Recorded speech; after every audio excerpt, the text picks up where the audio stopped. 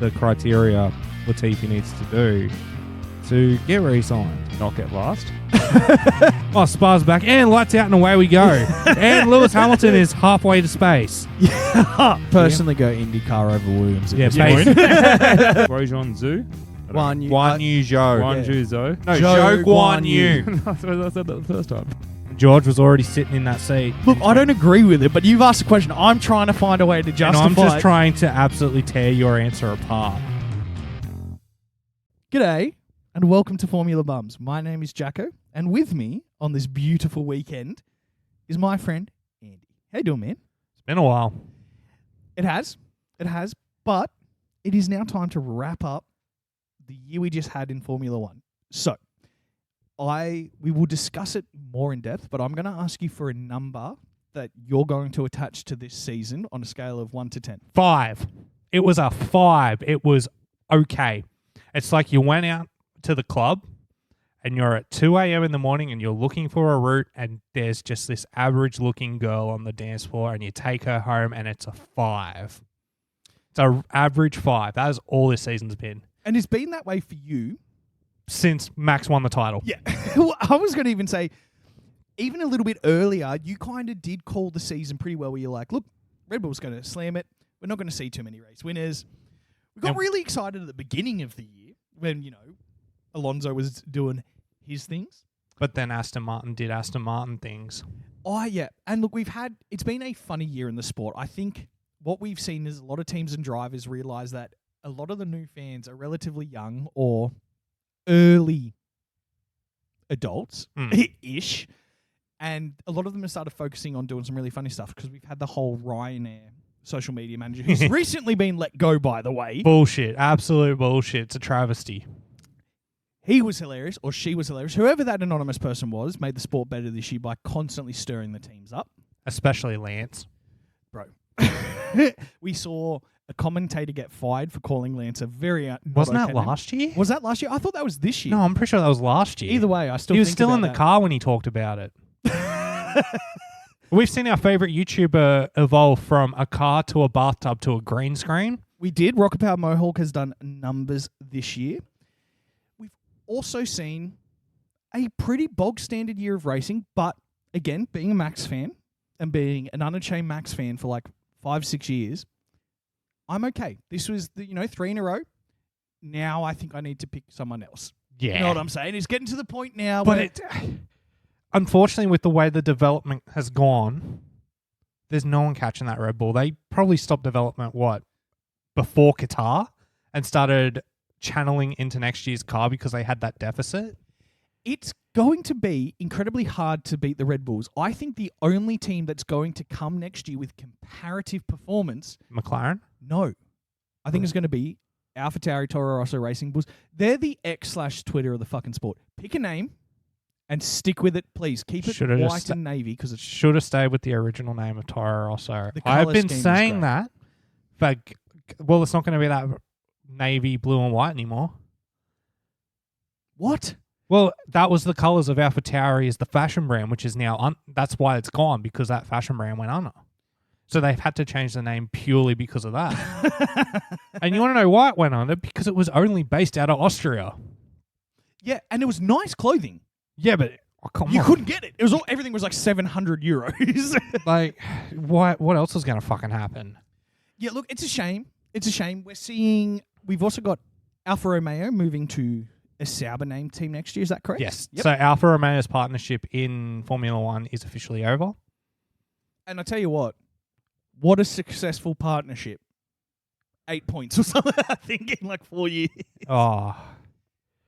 But they're a likable team.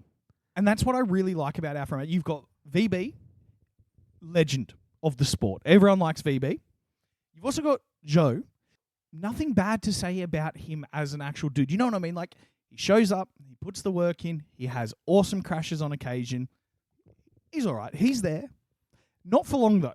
No, it can't be because as happened in Abu Dhabi 2023, Teo Pourchaire finally did it. He won the F2 World Championship, which means he's going to be breathing down Joe's next year. It was that last race too. So the F2 season went down to the very last race. Good. And it was one of those positions where neither of the competition leaders were right at the front for most of the race. Like Jackie Doohan, the Aussie kid, dominated that last round, but it was all about how far up the order I can get compared to the nearest chaser and how it was going to shake out. F2 was fantastic this year, but to be fair, there's very rarely bad years of racing in F2. Well, do you know what is that? Why that is? Equal cars. Equal cars. It's Alonso's dream. But it'll never happen in Formula One. No, and it's an interesting spot to be stuck in because all the perks of having the same cars would make F1 fall into the same category of motorsport of like stock racing or homologated racing, NASCAR, Indy. But it does. It does after like 3 years of new regs. Yes. Like, let's be real. There's not going to be a single team that doesn't turn up with a Red Bull style car next year. And Mercedes is going to be the most interesting to watch what philosophy they finally settle on. No, they've already settled on that's philosophy. So what Mercedes have done this year, so after Lewis cracked the shits after Bahrain, and they couldn't continue with that stupid no side pod design, which from the get-go I said was shit. The only person who ever said, fuck, that looks fast was George Russell. And guess what fucking happened, mate? And it was fast. Too fast for him because he binned it heaps. Yeah, it was great. But they put those side pods on. They used this year as a testing session to figure out what they needed to do to the floor and the diffuser to make this work. And I've got a very funny feeling that their cockpit will be moved to where Lewis wants it next year, because Lewis has been the one that's been the most pissed about it. He has been, and even though Lewis has done 2 years in a row now without a win, and people are like, oh my God, this is a big thing. He's washed. Yeah, everyone's gone up about it. He's also been super reliable this year, doing what Lewis does in any vehicle, driving it well to its limit. Yes, being a bit of sook about it the whole time, but No, not this year. I don't think he's been that much of a sook. There's been another sook on the grid. Go on. It's his teammate. Osama bin Russell sooks all the fucking time.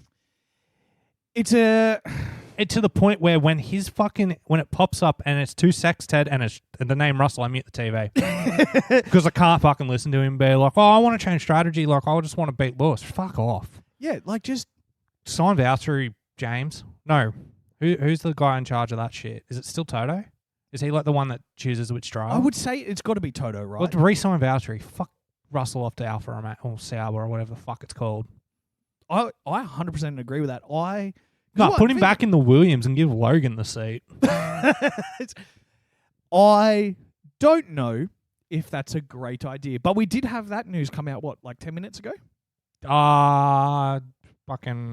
It came out 9 hours ago while we were sound asleep. Were we sound? Yeah, I was probably just going to bed. Yeah, I was about that too. I was just getting back from the Christie party. But yeah, Logan Sargent is retained by Williams for next season. And you know what? Fair enough. Yes. Give me 3 names that could have taken that seat. Liam Lawson, that's it. Oh, I could say, look, I can come up with more names, but they're, I guess, logistically impossible because you got Felipe Drugovich, but he's signed with Aston. But I mean, he could have taken that seat. Actually, I didn't. Yeah, think you know of what I mean. Felipe. Like Teo, but he's with Sauber. There's other better drivers we could put in there. Actually, but logistically, the fucking article has 3 other people that were in line for it, which was Lawson, Pourchaire, and Drugovich. Can we mark this down in podcast history where I've actually gotten 3 things correct for the that first weren't time Ferrari? Ever, weren't Ferrari. Speaking of which, Ferrari. Checking. Better. It was less chaotic with Fred at the helm, but they didn't improve enough to make it worth. You know what I'm saying? Like, some of the chaos was gone. The decisions were better. Yeah, because the chief strategists were Carlos and Charles. And they're good. They've got a future in the sport forever. Like, I would love to see the day where Charles is actually running Ferrari and they get a win off pole and he's just like, I'm going on the podium. So I'm getting up there. I'm standing on the top step. It happened again for him this year. Couple poles, no wins. You mean every pole he got, no win? Yep. Because the only other non-Red Bull driver to win was his teammate in Singapore. Checo got 2 wins. Checo did well. Ish. He beat Lewis, which was the only parameter, I believe, to keep his seat, was he had to retain second. He did that. Top work for you, mate. How long till Daniel has that say? What race next year does Daniel take over? Let's be real. Because it seems like everyone at Red Bull wants Daniel back in that seat because of two reasons. He can drive the car. He'll give Max a teammate who can help him, but he'll also toe the line because he knows. Yeah, no. Do we think Red Bull has moved on from that period where they would just cycle and swap drivers? Are you fucking kidding me? Think about Nick De Vries. It's a very valid point. I completely forgot he raced this year. Yeah, everyone has. To be fair, if Danny's taking your seat, you know that you are not going to be remembered because Danny just sits on that another level. He's on the level with Seb of just being like legend of the sport. I would say, well, how late in the year is Mexico next year? That's the big question there, man. If it's early in the year, we'll see Danny early in the year. If it's in September, August, October, that's when we'll see him. Let's have a look. Mexico is October 25th to 27th next year.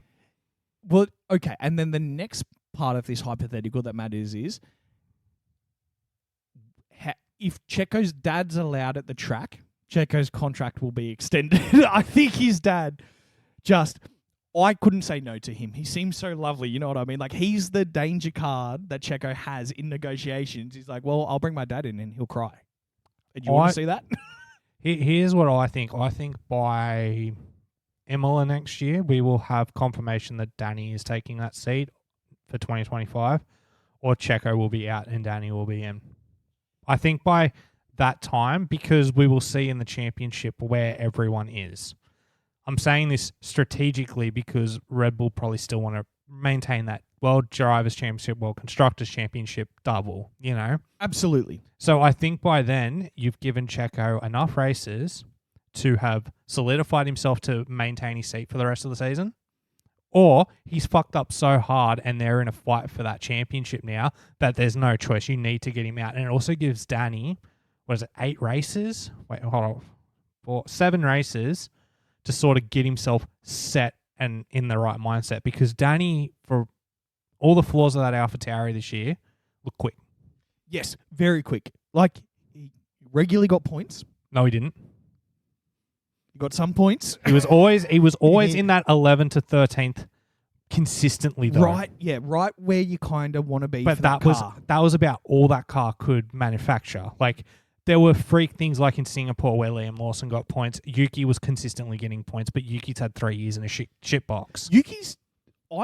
I'm stoked on Yuki. I think, we're going to do driver awards and stuff towards the end. Mm. If there is a most improved category, it's got to be him, right? He's had he is the most improved. Brilliant year. I very much like Yuki. I think he's fantastic on the radio. I think he's hilarious. Everyone on the grid seems to love him and think he's wild. Like when they're like, who would you go out with? People are like, Yuki and Danny. It was like the 2 people they'd pick the most. Because I reckon Yuki just absolutely sends it on the piss. Did you see Yuki's Raikkonen moment? No. There was in an interview and they asked him something about a crash he'd had or something. He was just like, yes. Like the question was more like a statement about, you've done this and that, and and it's such a good response. And like, I can't imagine being in a position where you're doing media 5-6 days a week. You've got a large part of your media time spent with Sky, but then you have all the other broadcasters and all the other internationalities, and media is a big business. I can imagine how fucking tiring it would be every week being asked the same question 15, 20 times, then the journalist writes it down, you get misquoted, then you have to sit with your HR manager and you got to talk about... It would be so tiring. Like, I get it why they're so sometimes rude or very dismissive, because, man, that would be tiring. Oh, I couldn't do it. Boring. I couldn't do it. Let's be real. I struggle as it is at my job not getting in trouble for what I say. Yeah. Yep. There are points on this show you have to mute my mic because of the shit I say. But both you and I have been in a position where we're like, I'm going to say something where, like, that's not making the cut. Yeah. I've loved watching this year. It's been fun. Sky Broadcast is Sky Broadcast. They have removed 2 negative people from the team, and you've got about another 7 to go. 7 to go until it's a good broadcast. Can we talk about a few of the moments of the year? Yes, we can. And I'm not talking about racing here. I'm talking about 2 pit walks that we missed. I did actually watch the Abu Dhabi pit walk. No. I'm talking about the fast that was the Las Vegas pit walk and the Brazil pit walk. Now, hold on. Which one was MGK at? Brazil. That's why that one's making this list. 100%. Martin did not give a shit. So, look, you know what I like about Martin? He stopped caring after Megan Thee Stallion. Yep. He's like, oh, I'm sorry. You don't give a shit about this sport that I care about. Fine, I'm not going to give a shit about you. And that was clear on both these pit walks. Let's do Brazil first because it's the one I remember. So Martin, he's doing the grid, talks to a bunch of people. It's actually quite a good grid walk. Then he gets to MGK, who In for a pink fucking suit. Why was he there? Who gives a fuck about MGK? I'm sorry, I hate him. He was the worst part of Jackass Forever. And he was in one fucking skit. I haven't even seen Jackass Forever yet. It's fucking great. It's fantastic. All the new casts are great. I do genuinely enjoy Jackass, everything. I know I'm getting off topic, but I got to tell you about Jackass Forever. All good. All the old casts are really good. It's just like a good movie, and it's just like, yeah, this is what I wanted. I'm sorry Bam's not there, but it was good. He was in one skit, and he got fucked up on it. But he was probably fucked up before it. Don't sue me. But no. So the MGK skit is him and Steve-O are on these like bikes near a pool, and the high five? Yep. Well, they pedal, and the high five gets dragged back, and they've been told that it's the other person's. So you see MGK going mental on it, and Steve-O's just chilling. And then comes back, smacks MGK because they rigged it to his own one. Perfect. It was Brilliant. fucking hilarious. Brilliant. That's what we want to do. Paul Martin runs into him. Yes. And Martin's trying to figure out who this dude is. And MGK goes, oh, I can't make music. Well, we've heard your music, motherfucker. No, you don't. No, Travis Barker makes your music, mate. Yeah, Travis, look, he earned a lot of credit back when he was like, oh, I've been working with MGK for 2 years. I should go back to Blink. Yeah. We should get back together. Because yeah, a lot of old people are angry at me right now. But what did he say? He's just like, oh, what do you think about your career, mate? Oh, I don't know about my career. That was his response to what do you think about your career from Martin. I then asked Martin to air guitar with him. And not only did he ask him to air guitar, he would not let Martin leave. Until he did it. And Martin, like, credit to him, with all his British stiff upper lipness, just kind of stood there and was like, well, I'm just going to stare at you awkwardly until this is over. And it went for like 90 seconds. It wasn't awkward. A short interview. It's one of the longest of the years. But then, every now and then, we get brilliant celebrities who love motorsport. Patrick Dempsey. Kylie Minogue at Las Vegas. Kylie Minogue. I'll give her credit. She might not have cared about sport. She cared about being on the broadcast. Unlike anyone else on that fucking grid walk. Yep. Genuinely actually was like, look, I don't really know what's going on here, but I'm excited. The atmosphere is fantastic. The show is awesome. And you're taking the time to talk to me, so I'll take the time to talk to you. Unlike Shaq, it's nice to meet you, Lewis Hamilton, baby. Yeah, Shaq. Which, first of all, the hilarity of the Shaq interview was Martin stood there like this. Like 6 foot holding it up. Holding a microphone. Because F1 drivers, now, for anyone who got into the sport watching Drive to Survive, and you might have some form of attraction to some of these drivers, let me burst the bubble for you. Most of them are short. Are under 5'8". It's a very small sport. Ocon looks like a giant next to them. So is Woody. He's 6'4", and Woody's 6'2". Yeah, they're the tallest too. They're our height. Yeah. And some of our mates' height. So that's like stand height for us. And then 7'4" Shaq, who looks like Charles Barkley. Yep. With his weight. And then, did you see the point where Martin is interviewing Kylie and Shaq decides to walk past the camera and the whole camera's taken over by Shaq's body frame? Big dude. It's fucking hilarious. Big dude. Yeah, no, I'm so hit and miss with the grid walks because sometimes you're watching like your favorite granddad get bullied. Like every now and then he gets pumped. His responses when he gets pumped though is like, oh, I've been doing this for 60 years. I don't care if I'm not here tomorrow. Which grid walk was it? Vegas too, where he's trying to get to speak to George and there's that dude blocking him. He's like, you can't go there. He's like, well, I can. Move your arm. Like straight up. I'm almost going to call that an altercation, or in Formula One terms, an incident. It was an incident. Because that was real. That was real for a couple minutes there. But I think going forward, as much as I love Martin, Let's can the grid walks or keep the grid walks but ban everyone else. Because what's the point of having everyone on the grid if they're not there to talk? They're just there for the show. Yeah, or, have your VIP section down one end of the grid where tabloids and shit can go and speak to them. Yeah, but they can't. I think what it should be is just talking to the drivers, talking to the engineers. Like, I would much rather Martin do the walk. Hey, Daniel, what do you think you're going to do in this race today? Actually learning about what drivers are thinking, their mindset. Or they go to Christian, they go to GP even. Or they go to people like we never hear from. Franz? Yeah, exactly. He was retiring this year.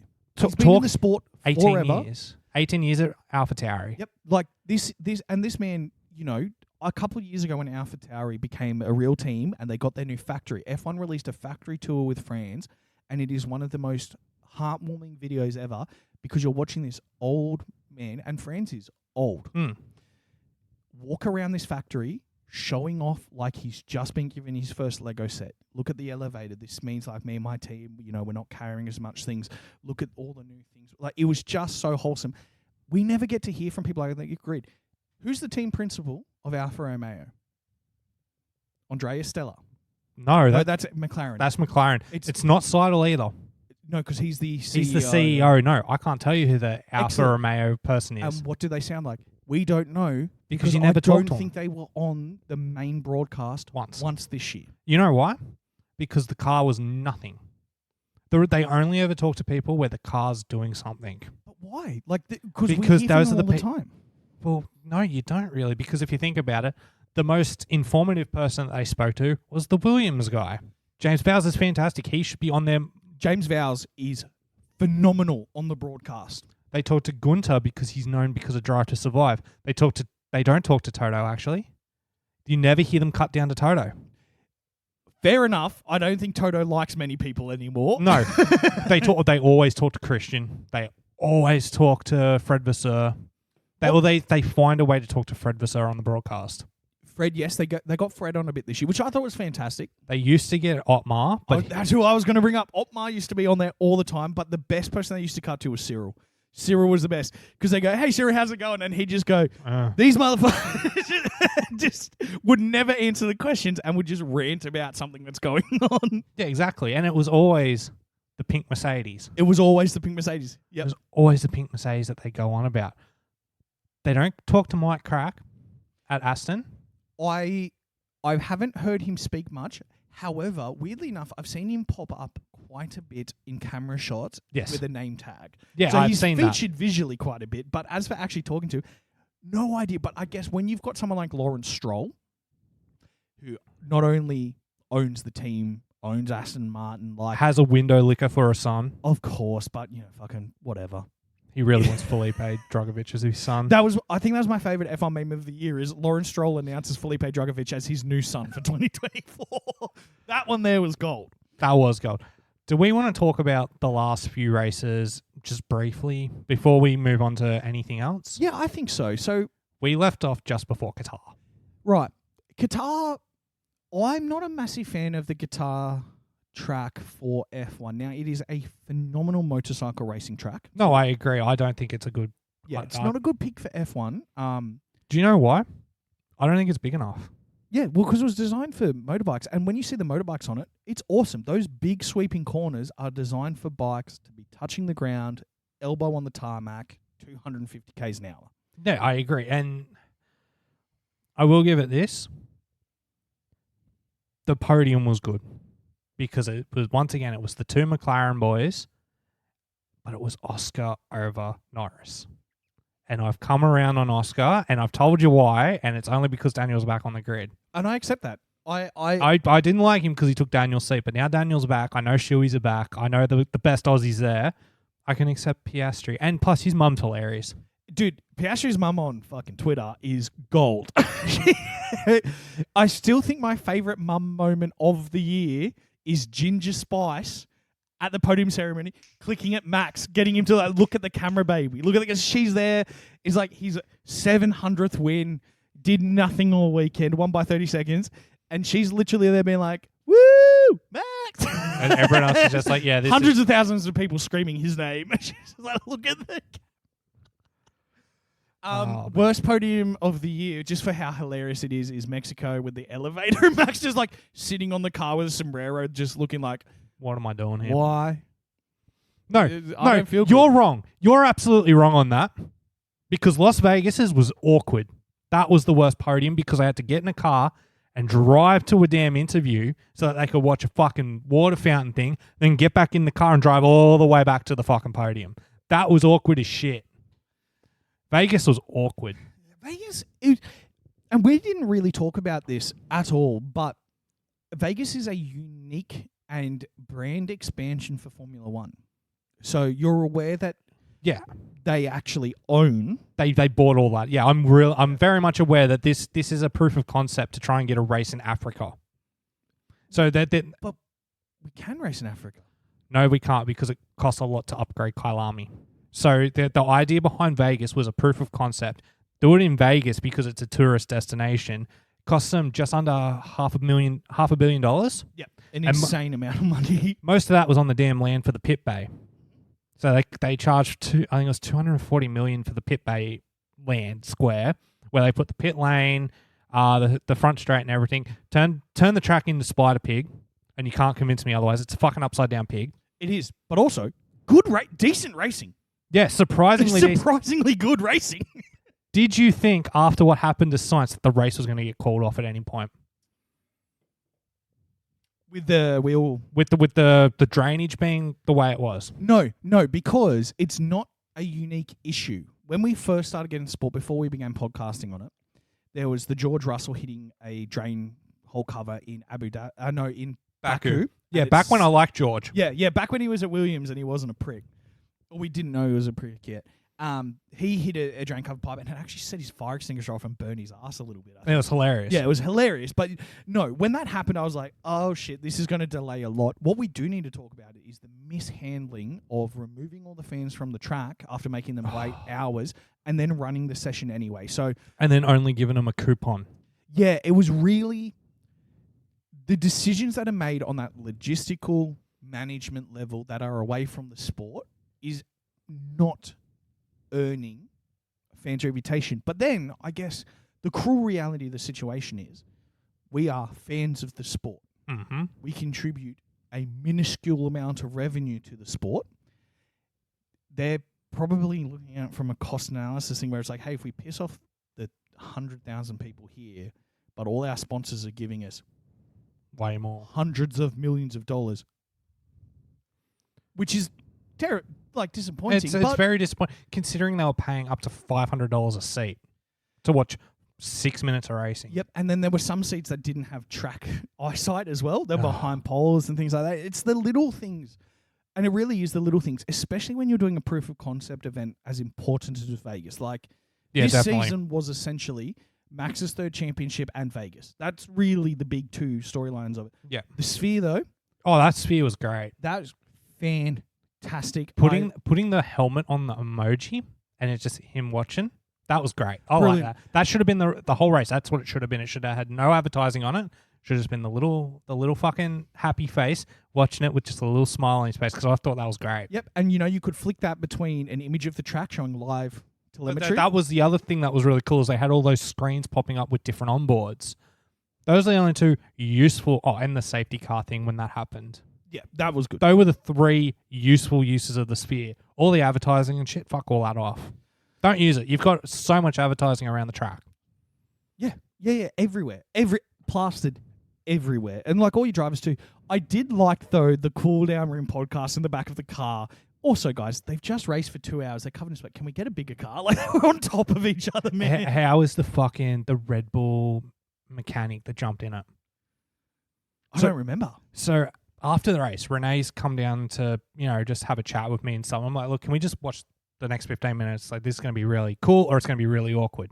Turned out to be really awkward. Babe, content's on the TV. Hold on. But she's watching and she's like, who's that other guy in the Red Bull shirt? I'm like, oh, they have a guy go up there and select the Constructors Trophy. So I'm explaining that to her. She goes, why is he getting in the car? I'm like, I honestly have no idea. I don't know where the podium is. And she's like, he looks really awkward. What's he doing there? And then they've dragged him out of the car, and she's like, "What's going on?" I'm like, I don't know.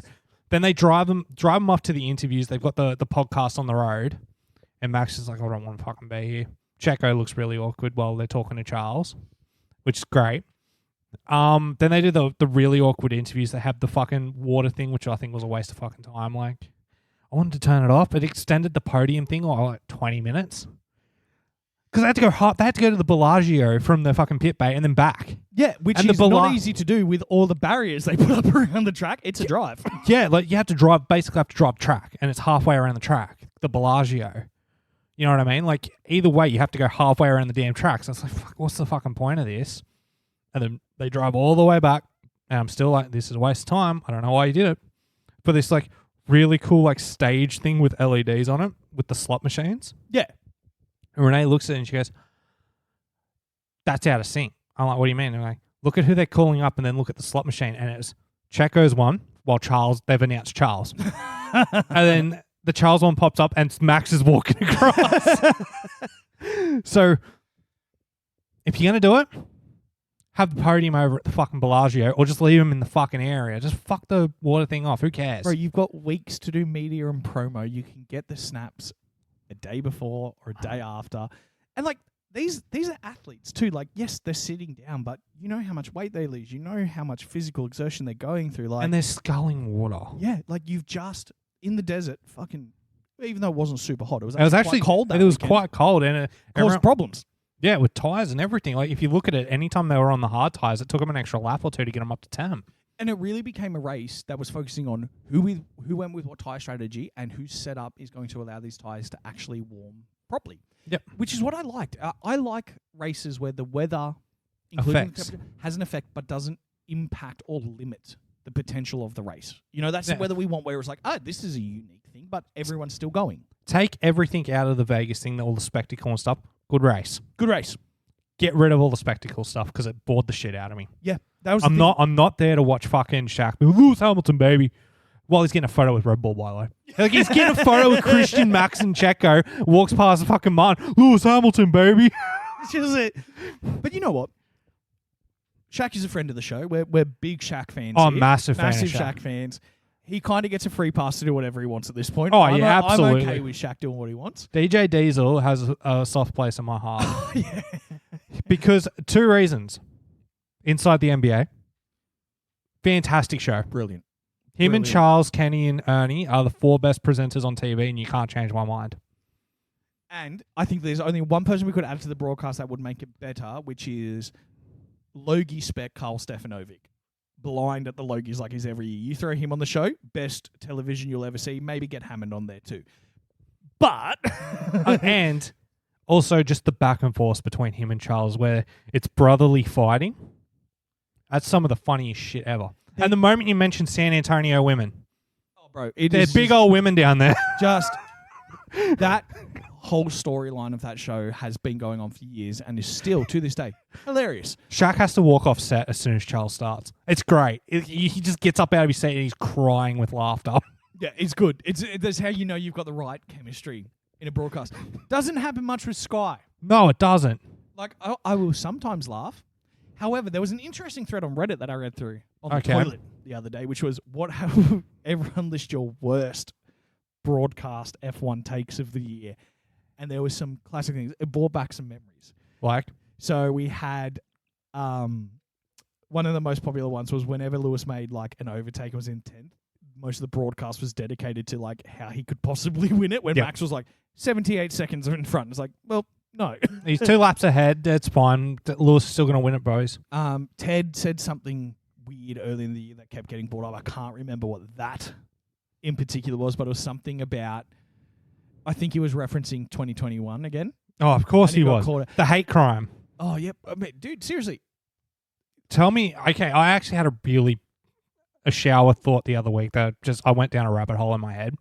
The last time F1 was actually genuinely interesting was the night at Abu Dhabi 2021. Well, that was the last time I was genuinely invested, and I had a great time, like a fantastic time watching it. And it was all due to Michael Massey. Michael Massey should have a damn fucking statue of him at Abu Dhabi. Being like the man who made racing great again. I'm so glad you're bringing this up because as we were talking about this year, I was going to ask you the question of, Do we bring Michael back? Yes, absolutely. Yeah, 100%. Man knows how to make a race great again. He made, not only did he make racing good again, man, he made discussing emails the biggest topic of a motorsport year. That's what that man did. To this day, whenever you see Toto, it's just emails. Did you send an email, Toto? No. You know what the last message he had over the comms in a Formula One race was? We went motor racing. We went car racing. Yeah, we went racing. But that just makes sense. And you know what? Damn the rules. Damn the politics. That race was good in the end because he made it a good race. Because that's realistically what that race came down to. Lewis versus Max. And what did we get at the end? Lewis versus Max. If you wanted to make it fair, allow Lewis to have a pit stop and still come out in the same spot. Let's do it. Let's just fucking do it. Let's just see what happens. Yep. And it was genuinely super exciting. It was. Yeah. It was. I wouldn't have cared if they had come over the radio to both Max and Lewis. Like, pit your boys. We're going to give you a clean one-lap dash to the line. If that had happened, it would have been a fucking sick lap. You know what I mean? Yeah. Oh, without a doubt, Michael Massey was the most chaotic, unpredictable person we've ever had in the sport, but holy shit, that year was one of the best years the sport has ever seen. So good. Because it was just every opportunity he had to make a call or stay silent, he's like, not only am I going to make a call, I'm going to make the wrong one. And I'm going to do it with such a calm demeanor. Michael Massey will forever live on as a legend for that 1 year of the sport. Yes, whatever. You can have your own opinion on it, it's fine, but you can't deny that it was very exciting. Team LH can say it's a hate crime all they want. It was fantastic racing, and the sport hasn't been as good since. No, not at all. I think engine regs are going to be fun when they come in. Okay, so I've got a real hot take on this. So you know how Red Bull's partnered with Ford? You know how I feel about Fords? Yes, well, you are not the biggest fan of Fords I've ever met. I even drove a Ford, and I hated it. Yeah. And you... They stand for fix or repair daily. That partnership will end in disaster for Red Bull because their engines will blow up worse than Renault's. It is a hot take. That is a hot take. They are building it. They have the designs and everything. I still think fucking more explosions in that car than a Renault because it's got a Ford badge on it. It wouldn't be... And Aston Martin will have 5 championships in a row because they took the Honda engine. Now, that is a less hot take because this is what I hate so much about Honda is you guys are so good at this. They are so good at designing F1 engines. Seriously, they just can come up with something, it works, and it doesn't break. That's where their biggest strength is. They just don't break. When they were with Renault, like 8 races done, he retired from that year before they got rid of Renault. Now that they're with Honda, they just went from, holy crap, Adrian Newey can now have a car powerful enough to run all these insane aero designs on, and it has been perfection. Yeah, How many times did the Red Bulls retire this year from mechanical issues? Surely Checo did once. Surely Checo, one of his retirements was a mechanical issue. Give it a quick Google, because I'm going to throw it out there and say they did not have a mechanical retirement this year. I don't think they were told to stop the car. I don't think something broke. There was a couple of crashes, like Mexico. Oh, yeah, there was plenty of crashes. Yeah. Finishes. I'm just putting in DNF finishes to see if I can find out what he's done. Here we go. You can literally just go on the website and it tells you. All right. Oh, but the DNF. Okay, so in Japan, he had the crash. In Mexico, he had the crash. And those were the only 2 retirements for Red Bull all year. The mechanical retirements you're remembering are from last year, those first 3 races where they had a double DNF and a single DNF for Max from mechanical issues. Remember how the drivetrains blew up? Yeah. That's what Honda, because yes, I know it's RB powertrains. It's the fucking Honda engine with the Honda engineers. No, it was this year. It was Red Bull Racing Honda, Red Bull powertrain. So the Honda badge was back this year. So, and that's what I mean. This is what they can do in the sport. They can create an engine that doesn't break. Yeah. So they've got reliability over everything. And really, that's how you can win in the championship. Yes, you do need to be the quickest. But if you're the quickest 2 out of 3 weekends and someone is the second quickest every weekend, they're still going to beat you on points. And also, Max was the only driver to complete every lap of racing this year. Every single lap, he was the only driver. Everyone else had DNF'd once. Mental, right? Like, and that's what I mean. Yeah, kind of not the like it's a 5-year for actually racing quality. However, that's a 10 for engineering perfection right there. Like, it doesn't get better than that. You have your world champion driver start and finish every single race of the year and win more. What was his lowest finishing position this year? Was it 4th? It was 5th in Singapore, and if he'd have had one more lap, he would have got Charles. There you go. Yeah, I knew he was. Yeah, like, Charles was out of it at that point. like, Ferrari left him out to dry.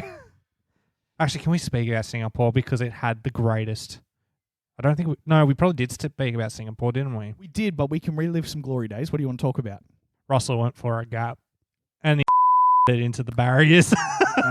Went for beautiful. A gap, and the best part was he crashed into the sign that said GAP. Yeah, but that's what I mean when he said he went for a gap.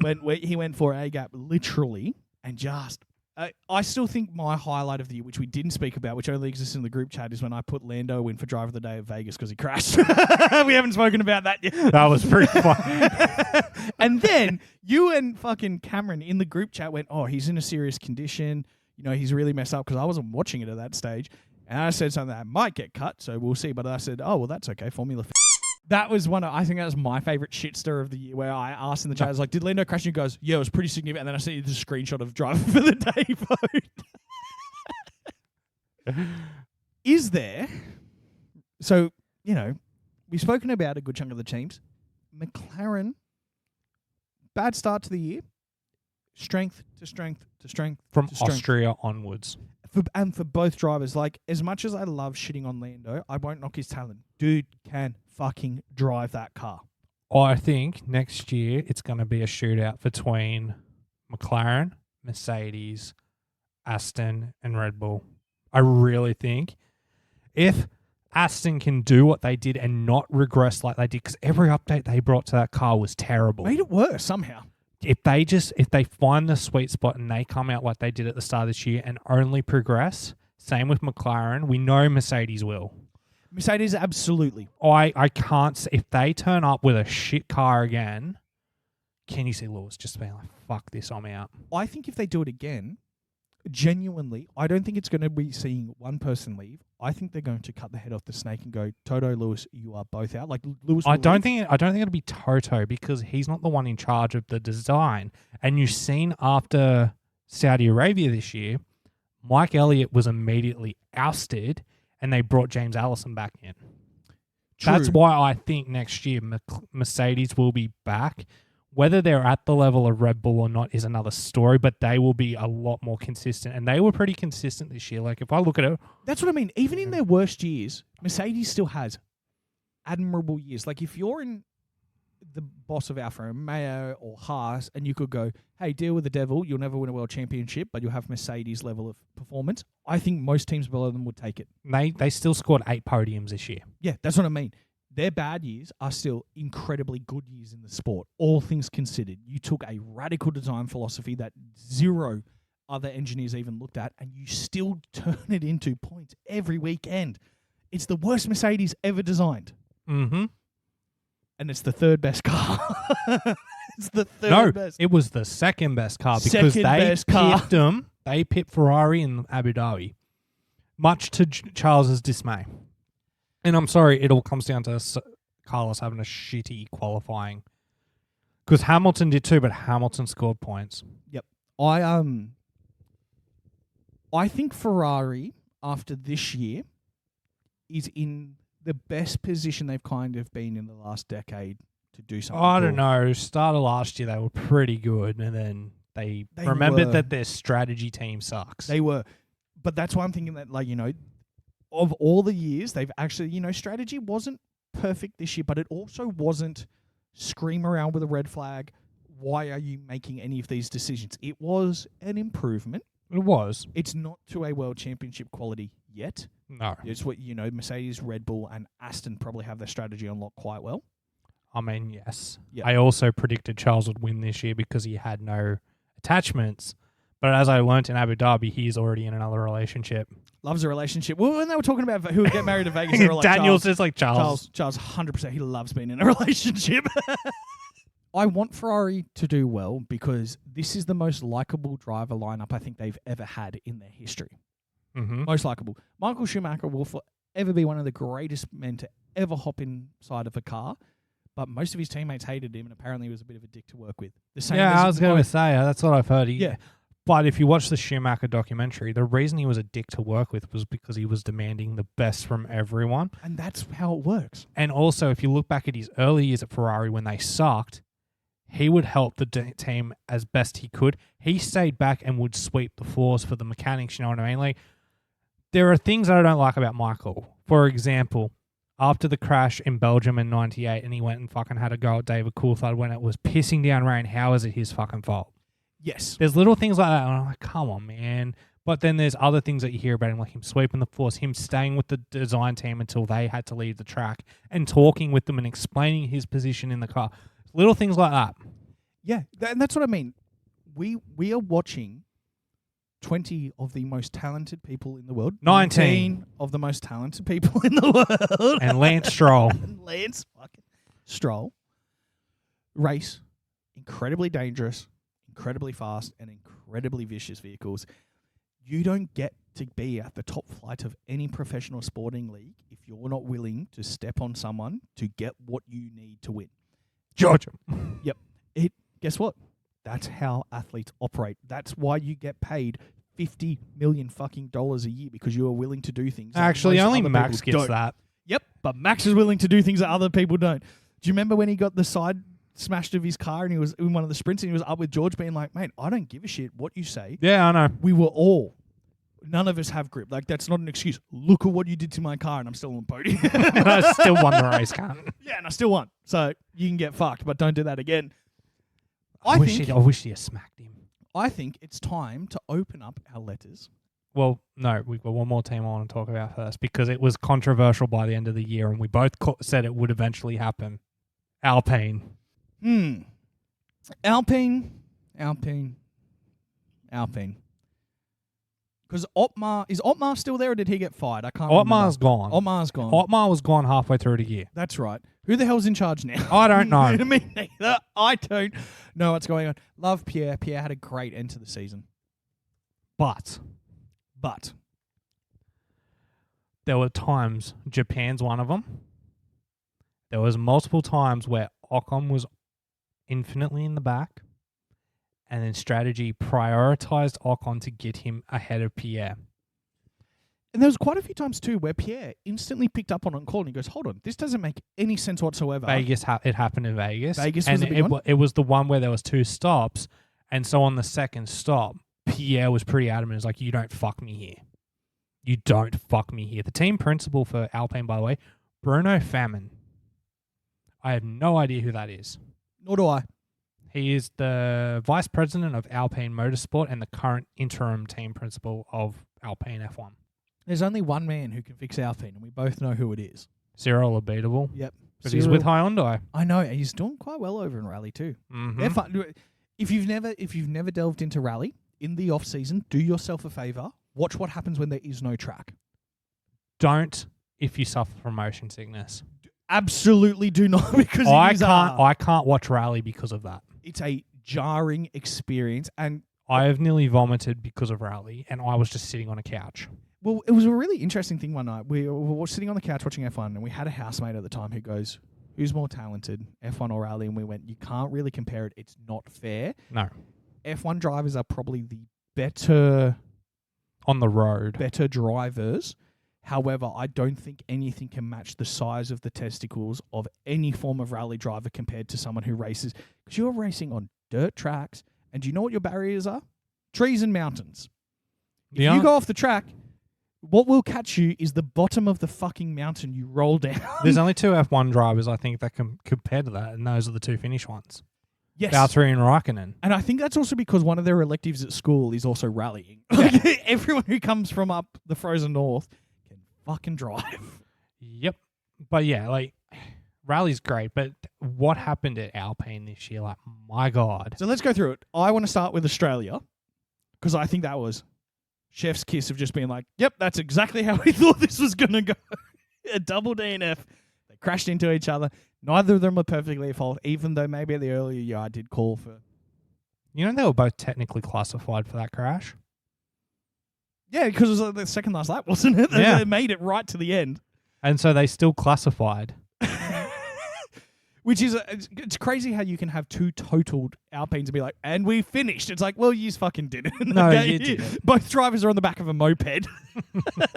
Throwing punches at each other. But there was also Hungary where they both retired. Great Britain, I want to say they both retired, but Pierre was classified. Yep. It was reliability this year. Yes. And weirdly enough, they, I would say, were probably the unluckiest team when it came to incidents. So like that Australia crash, 11 people. Everyone was involved in a little bit. In some way or some way or another. 2 cars were completely totaled from it. It was both the Alpines and they weren't really that involved. It's like, shit, yep, you guys just got the unlucky spoon this year. And more importantly, Ocon got the unlucky spoon because he had 1, 2, 3, 4, 5, 6 retirements overall. And that's not including the ones that he was classified for, even though he retired. So that's 8 retirements realistically. And that's what the amount of genuine points lost is too hard to come back from with that amount of retirements throughout the year. You know, because they're not podium winning cars, but they are between 6th and 10th in points. Well, they've gone from 4th in points last year to 6th. Yep. And that's what I mean. And it's simply from reliability, because even though we don't love Ocon, he's not an objectively horrible driver the same way that Stroll or Mazepin or Pastor Oh, you know what? You're putting words in my mouth there. I think he's a terrible driver. I think he's got enough talent to have earned his seat. I don't like him in the sport. I don't want him there. I mean, you're the only one. I couldn't care less if he lost his seat. In fact, the best year of racing was 2020 when he lost his seat. That was a good year, actually. That was. Wait, was it 2020? Yeah, because it was the year before Danny came back. Yeah, and it was the year that Ocon came back when Danny came back too. If they can get their reliability sorted, I can see them. And I know you said Aston will probably be a podium contender, but I would my kind of vibe coming into the year is Mercedes, Red Bull, Ferrari will instantly come out with race-winning cars or race-winning capable cars. I think there will be a slight deficit, and we're only talking an 8/10 of a second, but enough. That's like Williams to fucking Red Bull. We're talking 0.3 of a second. There you go. Actually, it was very close this year. Grid spread.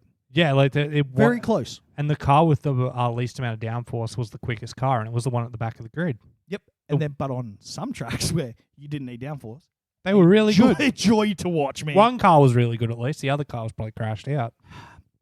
It was a very hard year for Logan, and I don't think the excuse of the Williams being bad to drive overall is a valid excuse. I think he was just a little bit out of depth. Yes, it's probably the hardest car to keep on the track. But you remember a couple of years ago when it was Russell and Kubica, and they were genuinely making, hey, we've got 3 front wings and you've broken 2. That's it. We're taking it back together. They're not like that anymore. No, they've got money. Wonders. They've got money. Yeah. I'm not disputing that. They've got money now. So I just think, I don't think Logan can kind of get away with the excuse of being like, oh, it's just a terrible car, because it's not terrible. Alex drove the fucking pants off that every opportunity. It is a terrible car because it's one positive is a lack of downforce, which there is a lot of tracks where you need downforce at. Most. That's where they're gonna, if they're gonna make any improvement in this season, it's figuring out that aero. Chassis good. Chassis fine.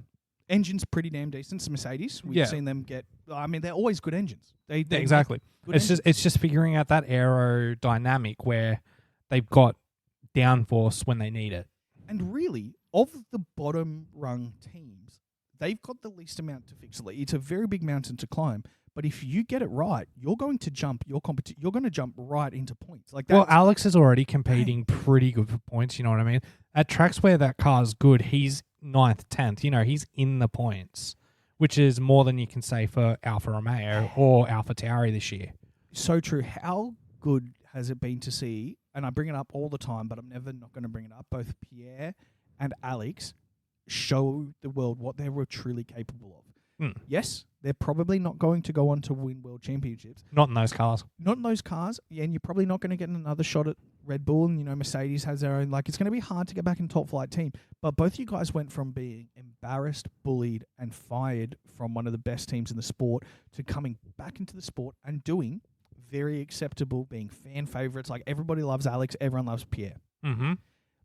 How good is it to see those guys get their chance in the limelight to be like, yep, we're actually fucking good drivers. No, I agree. I think it is. It's It's perfect. And that's why, I was having this chat with one of my coworkers yesterday. Actually, she came up to me and she goes, "Hey, I heard you're a fan of F1." I was like, "Not only that, I actually make content on it. Let's talk about it. I love talking about it." Mm-hmm. And she was saying, like, why has he got such this good reputation, but he's never really lived up to it? I was like, let me explain to you the Red Bull driving philosophy. Yep. It works for two people on the planet only, Max and Danny. Mm-hmm. They're the only two psychos who drive their F1 cars the way they do. Everybody else uses a slightly different system. Actually, on that, before you move on. Go on. So we always talk about the turn-in. And Max and Danny both like the V turn-in. You pull up and then you get the car in the corner and you fucking take off. Lando prefers that. But because of the way the McLaren drives, he has to take a U. And even though he's not comfortable with it, he's learned to adapt. It's what Danny couldn't do. I found it really interesting that when you think about it, both Danny and Lando prefer that V turn in and turn out, but McLaren couldn't give either of them the car. And Lando was just more used to it and younger and more able to adapt because he hasn't spent that much time in it, which is a disappointment because Lando in a Red Bull style car would be a monster to race against.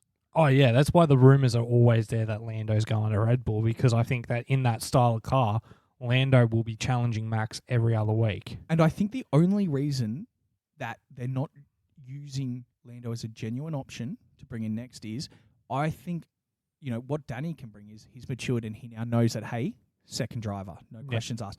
I think we would see a bit of a Lewis George situation where Lando would go, well, hold on, we're the same fucking age. He's already got 3.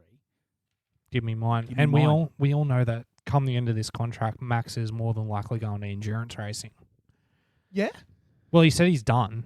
Like, he's got nothing more to achieve. He's just doing it for the sake of it now. So at the end of this contract, I'm fairly certain Max will retire from Formula One. And you know what?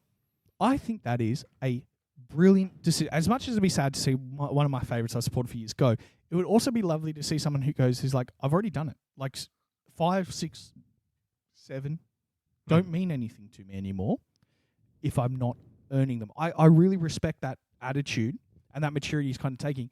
He also has a world record license fee next year. Yeah. Imagine being so good they price you out of your sport. Well, them and Red Bull. So both of them, because of their championship points, their super license for Max is like nearly $10-20 million or something. And then it's like $70 million for Red Bull to come into the sport, like to pay their entrance fee. I can't remember the exact price, but they're world record fees for super licenses. You're gonna have to cut down on some of that catering, I reckon, to make those. Well, it doesn't come under the salary cap. Oh yeah, because it's just entry fees. It's just entry fees and stuff, so it doesn't come under. It's just really interesting that they're going to be pocketing so much money next year from Red Bull and Max Verstappen because of Max's unbelievable season, which, by the way, if he'd have stopped scoring points after the season break, he'd still win the championship by 1. And if he only scored points after the season break, he still won the championship.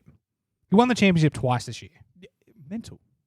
Like, it doesn't happen. Like, even some of Lewis's most dominant years weren't quite at this level. No, the car was more dominant. It was ahead by more. He didn't win 3 races all year. That's it. He missed 3 races, and 2 of them were Checo. And then one was Singapore, where the Red Bull clearly just wasn't there. And he still stormed his way to 5th. Yeah, and that's the thing. It's like, oh, you turn around and it's like, hello, I am still here. I'm right here. You have not gained an advantage whatsoever. I've extended it again. Let's do the letters. So I'm going to give you my letter. Yep. And I'm going to take your letter. And we wrote these at the start of the year. And before we recorded the first episode. And I can't remember how seriously I took this. I don't remember a single thing I put in mine. So I'll open yours.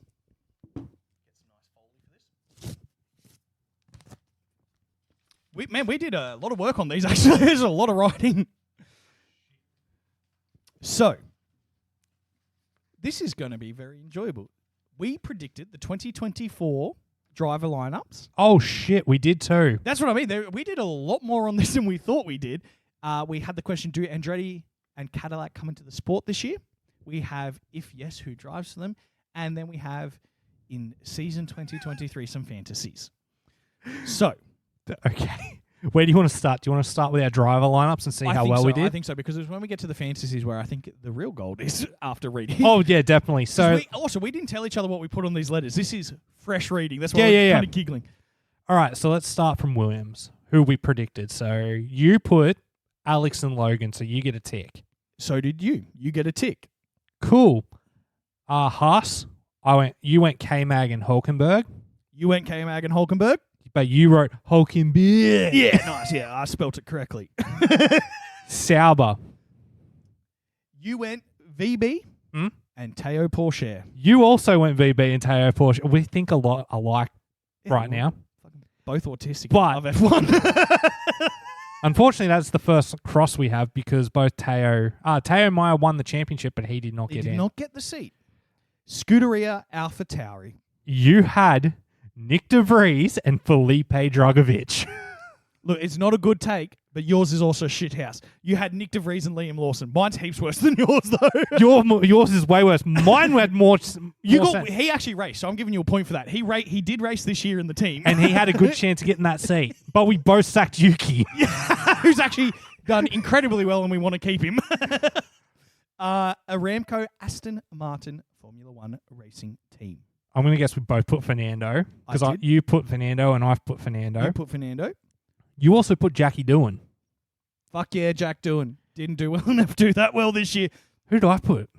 Bitch Tits. So you were correct. Did I actually write Bitch Tits? Yes, you did. All right, on to the next one, my friend. McLaren. So you've stuck strong. You've got Lando and Oscar. So have you. So there's at least 1 point. Alpine, you put Pierre Gasly and Ocon.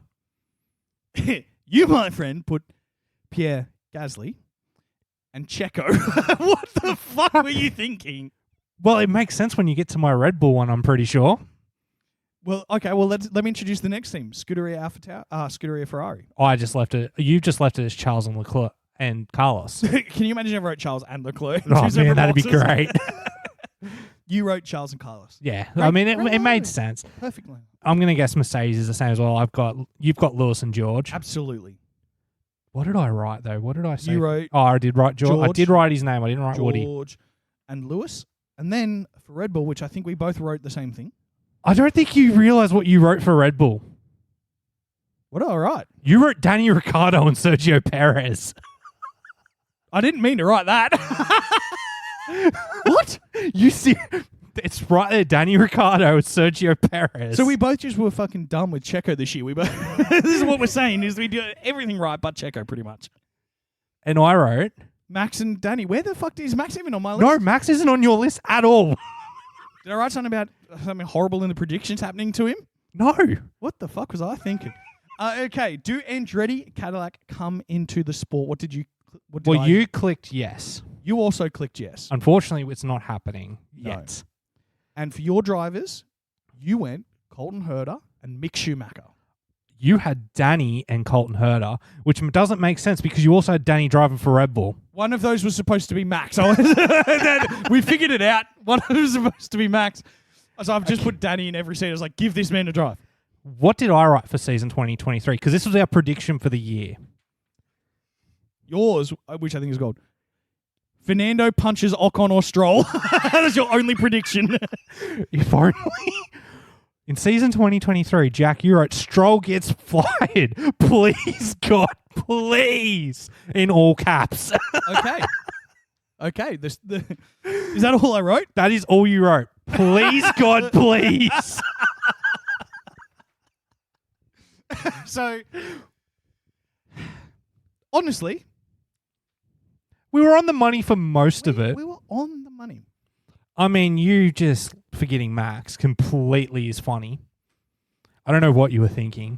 About Danny, fucking clearly. So we're going to do this again for next year. Oh, absolutely, because this was fucking good. Because I was thinking the other day, I was like, I don't even remember what I asked on it. And I had the file on my computer, and I chose not to open it purely because I was like, this is going to be funnier if I just completely forget. And I think we expand it.